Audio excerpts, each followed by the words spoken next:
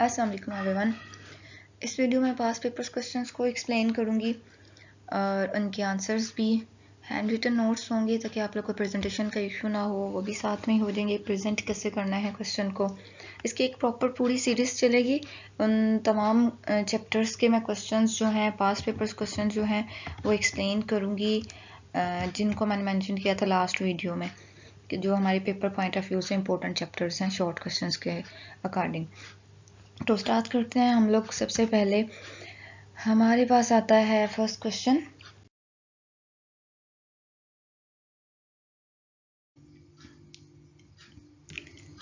That is the contribution of J Berzelius towards chemistry. इसमें है कि जे बर्ज़िलियस की हम 3 कंट्रीब्यूशंस को मेंशन करेंगे according to first year chemistry. हमारे पास इसका है कि उसने डिटरमिन किया था एटॉमिक मैसेज को। एटॉमिक मैसेज उसने तब डिटरमिन किए थे, इसका यहाँ पे ईयर्स भी लिखे हुए हैं जे बर्ज़िलियस के, तो 1848 तक है, तो काफ़ी ज़्यादा टाइम पहले का है। तो इसमें कहा गया कि इसके बहुत ज़्यादा ऐसे एलिमेंट्स थे जिसकी वैल्यूज़ जो हैं उसके अभी जो मॉडर्न वैल्यूज़ हैं उसके अकॉर्डिंग थी, मतलब बहुत क्लोज थी उसके।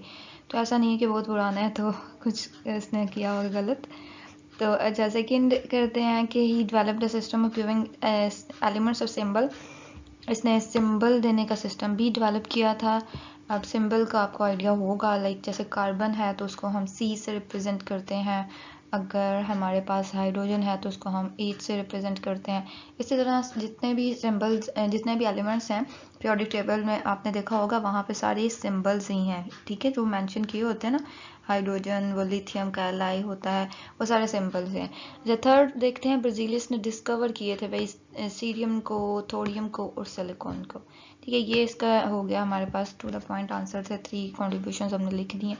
नेक्स्ट हमारे पास आता है क्वेश्चन नंबर 2 जो है what are molecular ions, how they are formed. एक तो इस तरह आया हुआ है और एक आया हुआ है कि डिफाइन करें भाई किसको, मॉलिक्यूलर आयन को, गिव वन एग्जांपल। एक इस तरह क्वेश्चन आया हुआ है, तो दोनों को साथ ही लेके चलते हैं कि हमारे पास सबसे पहले हम डिफाइन करेंगे, ठीक है। जहाँ पे भी आयन वर्ड आएगा तो इसका मतलब होगा कि हमारे पास चार्ज्ड स्पीशीज है। अगर सिर्फ आयन आएगा तो वो हम एटम के पॉइंट ऑफ व्यू से एक्सप्लेन करेंगे, लेकिन अगर हमारे पास स्पेसिफिकली उन्होंने मॉलिक्यूलर आयन कहा हुआ है तो वो मॉलिक्यूल के पॉइंट ऑफ व्यू से करेंगे कि वो मॉलिक्यूलर आयन है हमारे पास। अब सबसे पहले हम डिफाइन करेंगे तो हम बोलेंगे the ion produced by the removal of one or more electrons from the molecule of a substance is called molecular ion. ये हमने डेफिनेशन हो गई हमारी। इसके बाद फॉर्मेशन है। स्पेसिफिकली एक दफ़ा उन्होंने पूछा भी हुआ कि हाउ दे फॉर्म्ड, क्या तो हमारे पास कैसे वो फॉर्म होते हैं जी। हमारे पास 3 वेज होते हैं। या तो हम लोग यूज़ कर सकते हैं जी हाई एनर्जी इलेक्ट्रॉन बीम को, या हम लोग अल्फा पार्टिकल्स को यूज़ कर सकते हैं, या फिर हम एक्स रेज को यूज़ कर सकते हैं, ठीक है। मतलब थ्रू अ गैस में से हम लोग इनमें से कोई भी पास करेंगे तो वो मॉलिक्यूलर आयन बनेगा उसमें से। अब हमारे पास टाइप्स इसकी 2 टाइप्स हैं। केटायनिक मॉलिक्यूलर आयंस हैं और एनायनिक मॉलिक्यूलर आयंस हैं। केटायन नेम ही इंडिकेट कर रहा है कि वो पॉजिटिव चार्ज जो होंगे, क्योंकि केटायन हम उसी को बोलते हैं, और एनायन नेम ही इंडिकेट कर रहा है कि ये नेगेटिव चार्ज वाले मॉलिक्यूलर आयन है। इसकी एक तो ये बात होगी, दूसरा इसकी अबंडेंस देख लेते हैं कि हमारे पास जो मॉलिक्यूलर आयन है ये मोर अबंडेंट होते हैं, हमारे पास ज़्यादा कसरत से पाए जाते हैं, और जो एज़ कम्पेयर टू एनायनिक हमने लिखा भी, मेंशन किया भी कि लेस अबंडेंट होते हैं। फिर एग्जांपल्स बता देंगे कि केटायनिक ये होते हैं। अब इसमें देखें हर एक पर पॉजिटिव सिर्फ मतलब +1 +2 मतलब ये कि कितने उसने इलेक्ट्रॉन्स रिमूव किए हुए हैं, ठीक है। और नेगेटिव जो है उसमें O2 -2 आएगा। ये देखें इसके ऊपर चार्ज एक्चुअली मैं शो करना चाह रही हूँ यहाँ पे कि केटायन में पॉजिटिव चार्ज शो किया हुआ है, यहाँ पे नेगेटिव है, ठीक है, एनायन है क्योंकि ये N2 -2। ये एग्जाम्पल्स होगी। आगे एप्लीकेशन है। एप्लीकेशन इसकी ये है कि हमारे पास जो नेचुरल प्रोडक्ट्स हैं वहाँ से जब हम लोग मॉलिक्यूलर आयन अपडेट करते हैं तो उसकी ब्रेकडाउन से हम लोग के पास एक्चुअली उसके स्ट्रक्चर के बारे में इंफॉर्मेशन मिलती है। ये होगा हमारे पास इसका। अब इसको अटैम्प्ट जब आपने करना, अगर आपको ये थोड़ा लेंथी लगे उसके अकॉर्डिंग से, जैसे सेकंड क्वेश्चन है कि मॉलिक्यूलर आयन क्या है, उसकी एग्जांपल करें, तो फिर आप लोग डायरेक्ट आंसर और फॉर्मेशन साथ में एप्लीकेशन भी लिख सकते हैं। एग्जांपल्स वैसे मस्त लिखते हैं, जैसे जब भी आपको डिफाइन करने का कहा जाता है तो एग्जांपल ज़रूर मेंशन करें, डायरेक्ट इकट्ठी कर लें अगर आप लोग इसको ज़्यादा नहीं करना चाह रहे तो। नेक्स्ट हम लोग चलते हैं। नेक्स्ट हमारे पास है क्वेश्चन नंबर 3।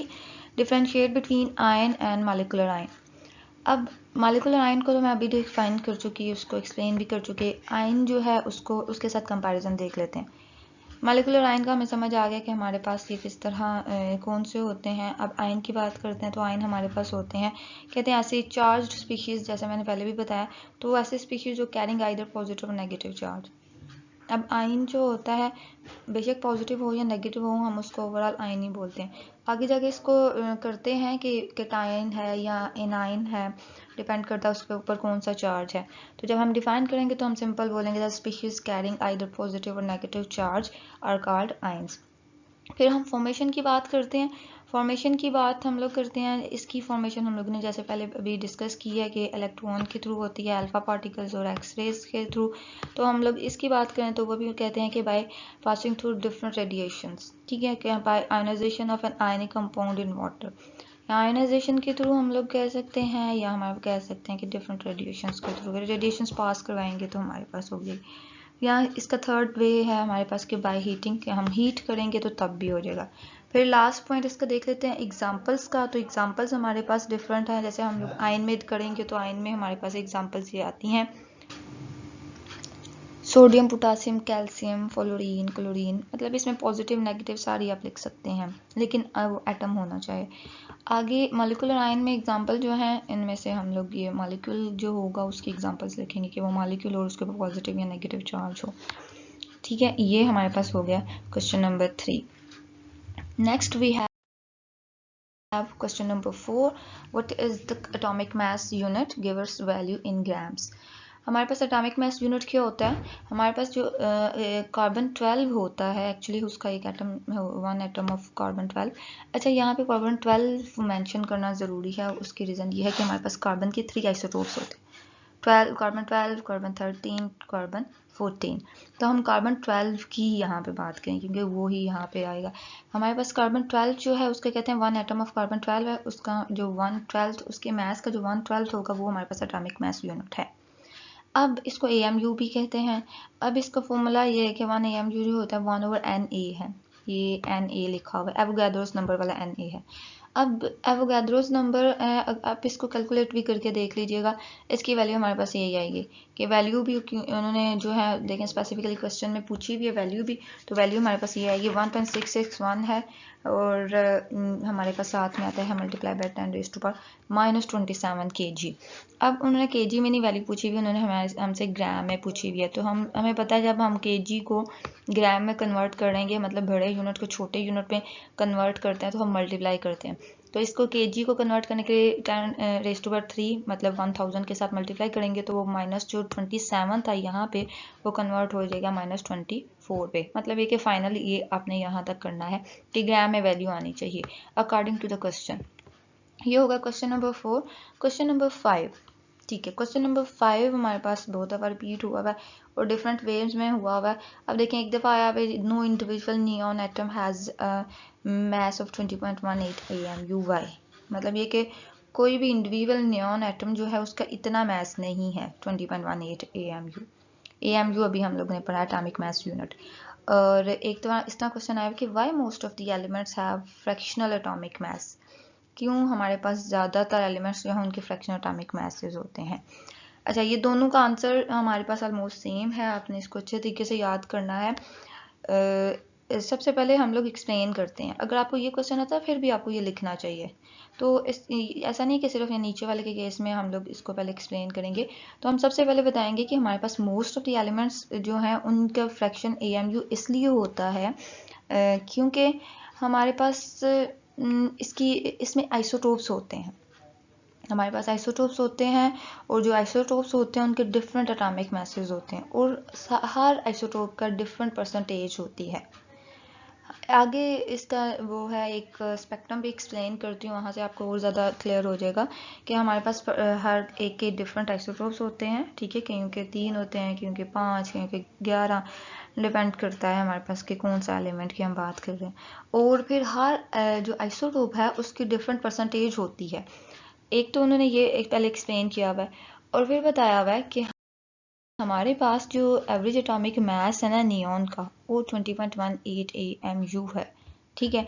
अब ये कैसे हम लोग के पास आया है, वो हमारे पास आया है कि हम लोगों ने बताया कि जो नियॉन है उसके 3 आइसोटोप्स हैं, नियॉन 20, 21 एंड 22। अब कहते हैं कि हमारे पास एवरेज एटॉमिक मास इस तरह निकलता है कि जितने भी आपके पास आइसोटोप्स होते हैं उन सब आइसोटोप्स के रिलेटिव अबंडेंस जितनी होती है उनके साथ मल्टीप्लाई करेंगे।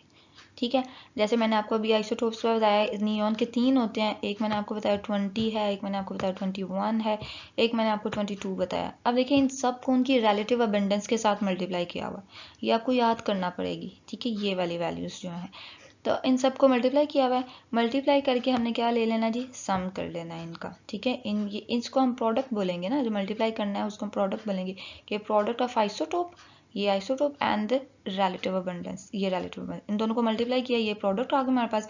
अब सबके साथ यही किया, उन सबको हमने क्या कर लिया, ऐड कर लिया, मतलब सम कर लिया और डिवाइडेड बाई 11, ओहो सॉरी 100, तो हमने डिवाइड किया 100 के साथ। अब ये हमारे पास फॉर्मूला है इसका, इसमें जब वैल्यूज पुट करेंगे तो हमारे पास यही वैल्यू आती है। ठीक है, so no individual neon atom has a mass of 20.18 AMU, इस वजह से कि हम सबका एवरेज ले रहे हैं, हम लोगों ने किसी एक का वो नहीं लिया, किसी एक नियॉन एटम का नहीं लिया, हम लोगों ने उसके तीनों आइसोटोप्स को करके फिर एवरेज एटॉमिक मास निकाला हुआ है उसका, इस वजह से उनका फ्रैक्शनल में वैल्यूज होती हैं। अगला करते हैं क्वेश्चन नंबर 6। क्वेश्चन नंबर 6 है what are isotopes, why isotopes have same chemical properties, कि इनकी सेम केमिकल प्रॉपर्टीज क्यों होती हैं और डिफरेंट फिजिकल प्रॉपर्टीज क्यों होती हैं, वो आगे है मेंशन किया हुआ, बट डिफरेंट फिजिकल प्रॉपर्टीज। ये हमारे पास है जी क्वेश्चन। इसके केस में ये 2 क्वेश्चन हैं एक्चुअली जो इकट्ठे लिखे हैं, व्हाट आर आइसोटोप्स वाला एक अलग से क्वेश्चन आया हुआ है और ये फिजिकल प्रॉपर्टीज वगैरह वाला अलग से क्वेश्चन आया हुआ है। सबसे पहले हम आइसोटोप को डिफाइन करते हैं भाई, आइसोटोप्स को डिफाइन करते हुए कि atoms of the same element which have the same atomic number. हमारे पास इसमें ऐसे एटम्स, ये एलिमेंट आपने ध्यान रखना कि ये सेम एलिमेंट की बात हो रही है कि एक ही एलिमेंट जो है उसके डिफरेंट एटम्स हैं, वो एटम्स जिनके सेम एटॉमिक नंबर तो सेम होगा लेकिन हमारे पास डिफरेंट मास नंबर होगा। अब मास नंबर डिफरेंट क्यों चलता है जी, क्योंकि उसमें हमारे पास नंबर ऑफ न्यूट्रॉन्स जो होते हैं वो डिफरेंट होते हैं, नंबर ऑफ न्यूट्रॉन्स डिफरेंट होते हैं जिसकी वजह से हमारे पास मास नंबर डिफरेंट हो जाता है। तो ऐसे एटम्स को हम लोग बोलते हैं ये हैं आइसोटोप्स। अगर डिस्कवरी जो है, एक अलग से क्वेश्चन भी डिस्कवरी का आया हुआ था पास्ट पेपर में कि डिस्कवरी किसने की, तो अगर आपको अलग से सिर्फ इतना ही पूछा जाए कि किसने डिस्कवरी किया तो सिर्फ आपने इतना नहीं लिख देना कि हमारे पास फ्रेडरिक सॉर्डी ने ये डिस्कवरी की है, आपने डिफाइन भी करना है, डिस्कवरी भी लिखनी है, साथ में एग्जाम्पल भी लिखनी है। इसमें चेंज सीक्वेंस चेंज कर लें, पहले वो डिस्कवरी का लिख लें जो मेन उन्होंने क्वेश्चन किया हुआ है, फिर उसको डिफाइन करें कि अच्छा उसने जो डिस्कवरी की थी उसका मतलब आइसोटोप है क्या चीज़, आइसोटोप को करें जो यहाँ पे डेफिनेशन मेंशन की हुई है, फिर उसकी एग्जांपल्स लिख लें। ये प्रॉपर एक 2 मार्क्स का क्वेश्चन हमारे पास लिखा जाएगा। आगे देखें एग्जांपल्स उन्होंने मतलब डिफरेंट इधर एग्जांपल्स मेंशन की हुई हैं, ये हमारे पास हाइड्रोजन है, ऑक्सीजन है, इनके 3 आइसोटोप्स हैं, हमारे पास जो हैं निकल के 5 आइसोटोप्स हैं, कैल्शियम के 6 हैं, प्लेटिनम के 6 हैं, कैडमियम के 9 हैं और टिन हैज़ 11 आइसोटोप्स। अब ये वाले जो है ना, आपने इसमें से यहाँ जब आप मेंशन करेंगे तो ज़रूरी नहीं है कि आप सारे कर दें, आप इतने से याद करेंगे तो 2-3 याद रहेंगे पेपर तक, तो आप लोग ऐसा करेंगे इसको याद कर लें, तो एटलीस्ट 2-3 एग्जांपल्स मस्ट लिखें, साथ में ये बना लें तो ज़्यादा बेहतर है। एक प्रेजेंटेशन जैसे होती है अच्छी प्रेजेंटेशन वो हो जाएगी कि हमारे पास हाइड्रोजन की ये 3 है, प्रोटियम, ड्यूटेरियम और ट्रिटियम। यहाँ पे देखें बाहर वाला आप देखें अगर तो वो सेम है, ठीक है, क्योंकि नंबर ऑफ इलेक्ट्रॉन्स तो चेंज ही नहीं ना हो रहे, सब में देखें एक एक है, लेकिन अगर हम अंदर से देखेंगे तो इसमें देखें ये इसको न्यूक्लियर कॉम्पोजिशन भी मैं बोल रही हूँ, वो इस वजह से कि आगे यूज़ होगा तो आप लोग को यहाँ से आइडिया हो जाए कि न्यूक्लियर कॉम्पोजिशन क्या मतलब। ये देखें ये न्यूक्लियस का मेंशन किया हुआ है कि इसमें 1 प्रोटॉन है, इसमें 1 प्रोटॉन और 1 न्यूट्रॉन भी है, और इसमें 1 प्रोटॉन और 2 न्यूट्रॉन है। ठीक है, इसका मतलब है कि चेंज न्यूक्लियर कंपोजिशन में आ रहा है। इसमें न्यूट्रॉन की बात की हुई थी ना, तो न्यूट्रॉन जो है वो न्यूक्लियस के अंदर होता है ना, तो न्यूक्लियस के अंदर देखिए न्यूट्रॉन चेंज हो रहा है, तो इसका मतलब है कि न्यूक्लियर कॉम्पोजिशन चेंज हो रही है। तो ये हमारे पास आएगा इसका एग्जाम्पल तक। आगे हम एक्सप्लेन करते हैं कि इसकी फिजिकल प्रॉपर्टीज डिफरेंट क्यों होती हैं और बाकी सेम क्यों। आगे केमिकल प्रॉपर्टीज़ की बात करते हैं तो केमिकल प्रॉपर्टीज़ हमें पता है कि वो डिपेंड करती हैं हमारी आउटर मोस्ट जो शेल है उसकी इलेक्ट्रॉनिक कॉन्फ़िगरेशन पे। यहाँ पे देखिए मेंशन किया हुआ आउटर शेल इलेक्ट्रॉनिक कॉन्फ़िगरेशन पे, ठीक है, ये इस पे डिपेंड करती हैं। अब मैंने अभी पिछली स्लाइड में आपको बताया कि उसके आउटर मोस्ट में देखें सब में एक ही इलेक्ट्रॉन था, इसका मतलब है कि आउटर मोस्ट इलेक्ट्रॉनिक कॉन्फ़िगरेशन सबकी सेम है। तो सबकी सेम है, तो अगर वो सबकी सेम है तो इसका मतलब इसका बिहेवियर भी सेम होगा, तो हमारे पास सिमिलर केमिकल प्रॉपर्टीज रखेगा इसका। एग्जाम्पल भी एक साथ में मेंशन की हुई है, लाइक हमारे पास है जी हाइड्रोजन का है मेंशन किया हुआ, उसका ड्यूटेरियम यहाँ पे लिखा हुआ डी जो है वो ड्यूटेरियम के लिए है। कहते हैं जब ये ऑक्सीजन के साथ करता है तो दोनों सेम, ये H2O बनाएगा, ये D2O बनाएगा। और इसके अलावा उन्होंने कहा moreover due to different nuclear composition, ठीक है, जो मैं मेंशन कर चुकी हूँ पहले, डिफरेंट है उसकी न्यूक्लियर कॉम्पोजिशन, जिसकी वजह से इसकी फिजिकल प्रॉपर्टीज भी क्या होती हैं, डिफरेंट होती हैं। अच्छा जी, नेक्स्ट क्वेश्चन है जी question number 7, what is mass spectrum. Mass spectrum क्या होता है, सबसे पहले हम डिफाइन करेंगे। एक्चुअली एक प्लॉट होता है हमारे पास जिसमें हम लोग क्या करते हैं कि ये देखें, ये हमारे पास है रिलेटिव अबंडेंस, यहाँ पे हम लोगों ने रिलेटिव अबंडेंस को मेंशन कर दिया हुआ है, और यहाँ पे हम लोगों ने मैस ओवर चार्ज को मेंशन कर दिया हुआ है, ठीक है, एमई वैल्यू बोलते हैं अमूमन इसको, तो एमई वैल्यू को कर दिया हुआ है। अब इन सब की नियॉन जो अभी हम लोगों ने लास्ट टाइम पढ़ा है ना इससे पहले क्वेश्चन में, तो उसमें देखें वो जो है वहाँ पे भी हमने पढ़ा था कि 20, 21 और 22 होता है हमारे पास इसके केस में। तो ये हमारे पास देखें इसके यहाँ पे ये जो पीक है, ये देखें ये पीक है और एक नंबर ऑफ पीक्स हैं, ठीक है, एक हाइट ऑफ पीक है, एक नंबर ऑफ पीक्स हैं। इन तीनों दोनों का डिफरेंट मतलब है। यहाँ पे हम लोगों ने डेफिनेशन पढ़ी, एक स्पेक्ट्रम बना दिया। आगे हम इसको थोड़ा हम ये एक्सप्लेन करेंगे कि हाइट ऑफ पीक और नंबर ऑफ पीक्स का क्या मतलब है। जो हाइट ऑफ पीक है उसका मतलब ये होता है कि हमारे पास जो है कितने रिलेटिव अबंडेंस हैं, ठीक है, हाइट जो है वो अबंडेंस को बताती है। और जो नंबर ऑफ पीक्स हैं, नंबर ऑफ पीक्स ये हमें बताती है कि नंबर ऑफ आइसोटोप्स कितने हैं, मतलब पॉसिबल आइसोटोप्स कितने हैं। लाइक हमने अभी एक नियॉन की एग्जांपल पढ़ी, मैं यहाँ पे नियॉन का पुट करती हूँ एक, यहाँ से देखें, ये दोबारा मैंने पुट इसलिए किया कि आपको इजीली समझ आ जाए। ये देखें अब हमारे पास यहाँ पे ये नियॉन का है, यहाँ पे एक ये पीक है, एक इसकी 21 पे पीक है, एक इसकी 22 पे पीक है। इट मीन्स के नंबर ऑफ पीक्स कितनी है, 3। तो नंबर ऑफ पीक्स किसको बता रही हैं, आइसोटोप्स को। तो इसका मतलब है कि हमारे पास 3 आइसोटोप्स हैं नियॉन के। अब दूसरी चीज़ है हाइट ऑफ पीक। अब इसकी देखें, इसकी हाइट इधर तक जा रही है और इसकी हाइट जो है मुश्किल से ये हाईलाइट ही होगा, इतना छोटा सा है। और ये जो थर्ड वाला है ये थोड़ा सा ज़्यादा है इसकी निस्बत, लेकिन इसकी भी बहुत ज़्यादा नहीं है यहाँ पे। तो इसका मतलब ये हुआ कि इसकी हाइट ऑफ पीक सबसे ज़्यादा है, तो ये सबसे ज़्यादा पाया जाता है, इसकी रिलेटिव अबंडेंस सबसे ज़्यादा है, ठीक है। इसके साथ देखिए मेंशन भी किया हुआ है कि इसकी रिलेटिव अबंडेंस 90.92% है, ठीक। फिर ये है, ये कुछ पॉइंट्स में है, 0.57% है, थोड़ा सा ही है। और ये भी है, ये भी कुछ 8 पॉइंट समथिंग है हमारे पास 22 वाला। तो इस यहाँ से आई थिंक आपको क्लियर हो गया होगा कि हाइट और नंबर ऑफ पीक से क्या मतलब है। नेक्स्ट करते हैं क्वेश्चन नंबर 8, आज की वीडियो का लास्ट क्वेश्चन है कि हमारे पास name any 4 methods for the preparation of the isotope. Sorry, preparation नहीं है, सेपरेशन है, सेपरेशन ऑफ आइसोटोप। तो सेपरेशन जो है ये हमें पता है कि इसकी केमिकल प्रॉपर्टीज सेम होती हैं, इसका मतलब है कि इसको हम केमिकल मेथड्स यूज़ करके अलग नहीं कर सकते, तो हम लोग इसको यूज़ करेंगे फिजिकल मेथड्स। और ये चीज़ आपने यहाँ पे मेंशन करनी है, डायरेक्ट नेम ने लिख देना है। आपने पहले बताना है कि जो आइसोटोप्स हैं उनकी क्योंकि सेम केमिकल प्रॉपर्टीज होती हैं, so they can not be separated by chemical methods, ठीक है। तो हम फिजिकल मेथड्स के थ्रू इसको सेपरेट करेंगे। तो फिजिकल मेथड्स जो है यहाँ पे मेंशन किए हुए हैं। 4 उन्होंने पूछे, मैं यहाँ पे 6 मेंशन कर दिए, मैं 6 याद करिएगा ताकि कोई स्किप हो जाए माइंड से, तो हम लोग जो पेपर में मसला ना हो। एक सबसे पहले है gases diffusion, thermal diffusion, distillation, ultracentrifuge, electromagnetic separation, laser separation. ये हमारे पास इसके हैं, इसके सिर्फ अपने नेम याद करने हैं और स्पेलिंग ध्यान से लिखने हैं, गलत नहीं करने स्पेलिंग। तो इतना जितना किया इतना अच्छा से याद करिएगा। बाकी इंशाल्लाह मैं अपनी पूरी कोशिश करूँगी कि आप लोग के एग्ज़ाम से पहले बाकी जो इम्पोर्टेंट चैप्टर्स हैं, जो शॉर्ट क्वेश्चन के हवाले से इम्पोर्टेंट हैं, उन सब के अपलोड कर दो पास्ट पेपर्स के क्वेश्चंस।